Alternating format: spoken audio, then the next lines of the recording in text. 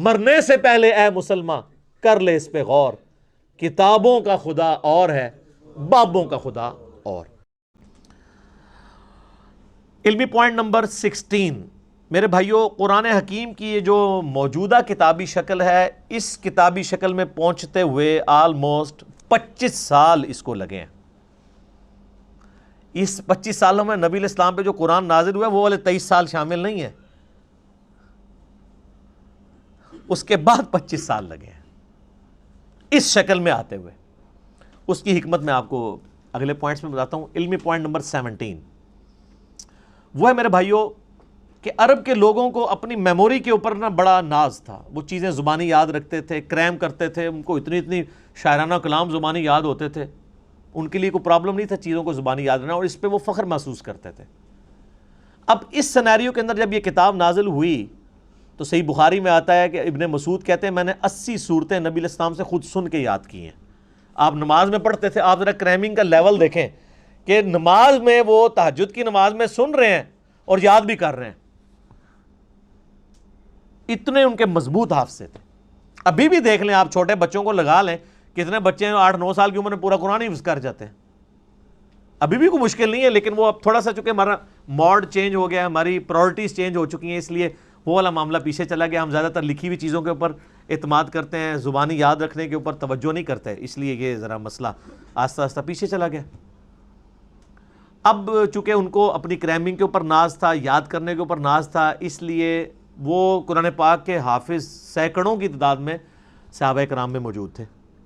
لیکن صحیح بخاری میں آتا ہے جب جنگ یمامہ ہوئی مسیلمہ کذاب کے خلاف، اس جنگ میں کئی حفاظ شہید ہوئے، تو پھر حضرت عمر نے آ کے مشورہ دیا کہ ہم یہ جو سکیٹرڈ فارم میں کہیں ہڈیوں پہ، کہیں چمڑے کی کھال کے اوپر، کہیں لکڑی کے اوپر لکھی ہوئی نبی علیہ السلام کی لکھوائی ہوئی وہی موجود ہے، اس کو ایک جگہ جمع کر کے کتابی شکل 2 گتوں کے درمیان لے آئیں۔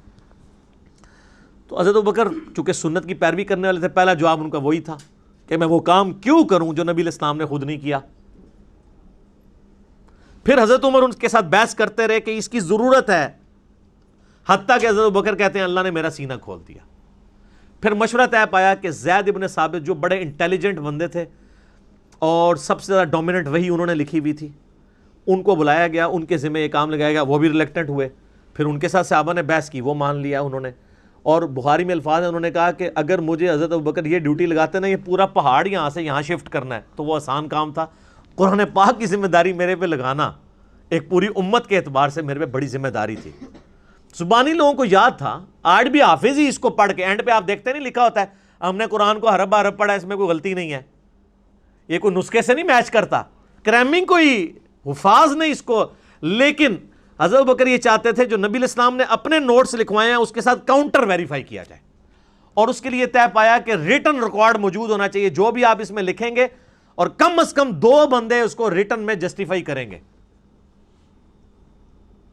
لیکن اس میں ایک آیت ایسی تھی کہ جس کا ریٹن ریکارڈ صرف ایک بندے کے پاس تھا، صحیح بخاری میں آتا ہے، وہ تھے حضرت خزیمہ ابن ثابت انصاری رضی اللہ تعالیٰ عنہ، اور کسی کے پاس مل نہیں رہا تھا۔ صحابہ کو یہ اجداج سے پتا تھا، کیونکہ الفاظ ہیں کہ گم پائی، تو گم وہی بندے کو پتا ہوتا ہے جس کو یاد ہو کہ میں نے سنی ہوئی ہے اور اب لکھی بھی نہیں مل رہی۔ جب یاد بھی نہ ہوتا، اس کے بعد صحابہ کو اجداج میں تھی کہ یہ آیت ہے، ریٹن فارم میں حضرت خزیمہ کے پاس ملی، دوسرا کوئی گواہ نہیں تھا۔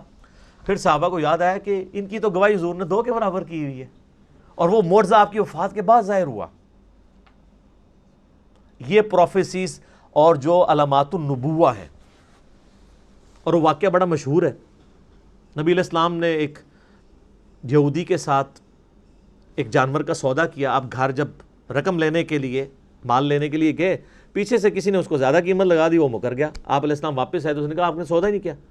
آپ نے فرمایا تم مجھے نہ دو لیکن کم از کم مجھے جھوٹا تو نہ کرو۔ انہوں نے کہا نہیں، آپ نے سودا ہی نہیں کیا، اگر کیا تو گواہ لائیں۔ گواہ کوئی بھی نہیں تھا۔ تو حضرت خزیمہ وہاں سے گزر تھے، انہوں نے کہا میں گواہی دیتا ہوں کہ تم نے سودا کیا۔ معاملہ رفع دفع ہو گیا۔ جب وہ چلا گیا تو حضور نے کہا تم نے کیوں گواہی دی صلی اللہ علیہ وسلم؟ ان کا یا رسول اللہ میں نے آپ کے کہنے پہ اتنی بڑی بڑی گواہیاں دی ہیں، تو یہ تو بہت چھوٹی گواہی ہے، آپ کی شخصیت کو جب میں نے مان لیا۔ یعنی ہمارے پورے دین اسلام کی بنیاد جو ہے نا وہ رسول اللہ پہ کھڑی ہوئی ہے صلی اللہ علیہ وسلم۔ اس قرآن کو ہم نے اللہ کی کتاب کس کے کہنے پہ مانا ہے؟ نبی صلی اللہ علیہ وسلم کے کہنے پہ۔ قبر کے عذاب کو، آخرت کے معاملات کو، جنت کو، یہ ساری چیزیں آپ کی تو ان کا جب میں نے اتنی بڑی بڑی چیزیں، یہ تو چیز ہی کوئی نہیں. تو آپ علیہ السلام نے پھر ان کو آنری طور پہ فرمایا تھا کہ ہر معاملے میں 2 گواہوں کی ضرورت ہے. جہاں میرا خزیمہ ایک آ گیا نا تو اس کی گواہی 2 کے برابر مان لینا. اور وہ سر حضرت ابوبکر کے دور میں معجزہ ظاہر ہوا، بخاری میں موجود ہے. وہ پھر اللہ تعالیٰ کے نبی علیہ السلام کو اللہ تعالیٰ نے یہ زندہ معجزہ امت تک ٹرانسفر کیا کہ ان کی گواہی کے اوپر وہ پھر آیات قرآن حکیم میں داخل کی گئی. لقد جاءکم رسول من انفسکم، یہ والی آیات. اور ایک روایت میں کسی دوسری آیت کا ذکر آتا ہے. بہرحال تو یہ ریٹن ریکارڈ کو سامنے رکھا جاتا تھا اور پھر میچ کر کے تو پھر ایک مصحف تیار کیا گیا. وہ مصحف پوری زندگی حضرت ابوبکر کے پاس رہا. حضرت ابوبکر کی وفات کے بعد حضرت عمر کے پاس رہا. حضرت عمر نے اپنی وفات کے بعد ام المومنین اور اپنی بیٹی سیدہ حفصہ کو دے دیا. اور یہ سیدہ حفصہ کے پاس وہ مصحف تھا جو حضرت ابوبکر نے لکھوایا. یہ بخاری کی حدیث یہاں پہ کنکلوڈ ہو جاتی ہے. اب اگلا